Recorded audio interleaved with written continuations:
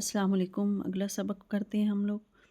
اچھا ٹھیک ہے، یہ پہلا ہے سوال، میں نے اخبار پڑھی کا درست جملہ ہے میں نے اخبار پڑھی غلط ہے، میں نے اخبار پڑھا اخبار مذکر میں ہے۔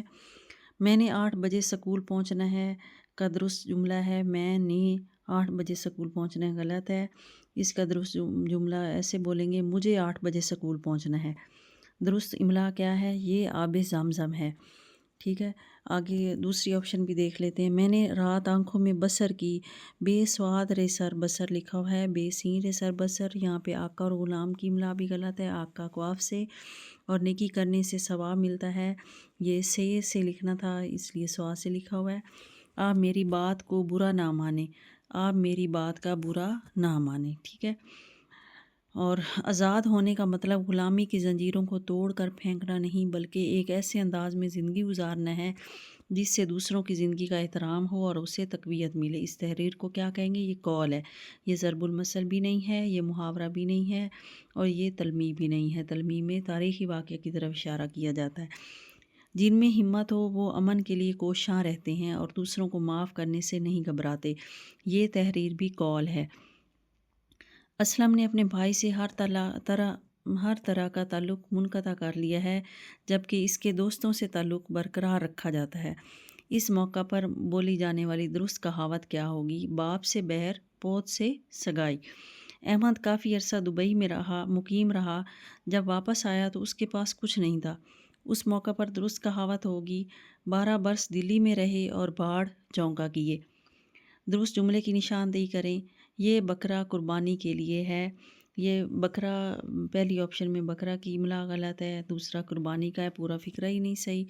پھر بکرا ہے قربانی، بکرا ہے یہ قربانی کے لیے، تو یہ بھی جملہ صحیح نہیں ہے، سی اس کی آپشن ٹھیک ہے، یہ بکرا قربانی کے لیے ہے۔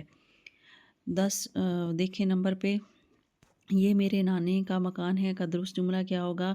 یہ میرے نانا کا مکان ہے۔ نانے لفظ غلط ہے، اس کو نانا لکھیں گے آپ۔ اس کے بعد عبارت 3 دسمبر 1971 کو جب بھارت نے مغربی پاکستان پر حملہ کیا تو میجر شبیر شریف شہید کو حکم ملا کہ وہ مسلسل پیش قدمی کریں اور متعلقہ محاذ پر دشمن کو واپس اس کی سرحدوں میں دھکیل دیں۔ وہ سلیمانکی سیکٹر میں فرنٹیئر فورس رجمنٹ کی ایک کمپنی 100 جوانوں پر جو مشتمل تھی کی قیادت کر رہے تھے۔ ان کو ایک اونچے بند پر قبضہ کرنے کی مہم سونپی گئی جہاں سے 2 گاؤں گورم کھیڑا اور بیری والا زد میں آ سکتے تھے۔ فوجی لحاظ سے اس جگہ کی بڑی اہمیت تھی اور اسی وجہ سے بھارت نے یہاں آسام رجمنٹ کی ایک کمپنی معمور کی تھی جسے ٹینکوں کی مدد بھی حاصل تھی۔ مطلوبہ پوزیشن تک پہنچنے کے لیے انہیں 30 فٹ چوڑی اور 10 فٹ گہری دفاعی نہر کو تیر کر عبور کرنا اور دشمن کی بارودی سرنگوں کے علاقے سے گزرنا تھا۔ میجر شبیر شریف نے اپنی کمپنی کے ساتھ یہ تمام مراحل طے کر لیے۔ دیکھیں، بھارت نے مغربی پاکستان پر حملہ کیا 3 دسمبر 1971۔ اوپر عبارت میں بھی آپ دیکھ سکتے ہیں میجر شبیر شریف شہید جس فورس رجمنٹ کی کمپنی کی قیادت کر رہے تھے وہ کتنے جوانوں پر مشتمل تھی؟ ادھر 300 پہ ٹک لگا ہوا ہے لیکن یہ ہے 100، یہ یہاں پہ آپ دیکھ سکتے ہیں۔ ادھر آپشن غلط بھی ہو سکتے ہیں، آپ عبارت بھی دیکھ سکتے ہیں۔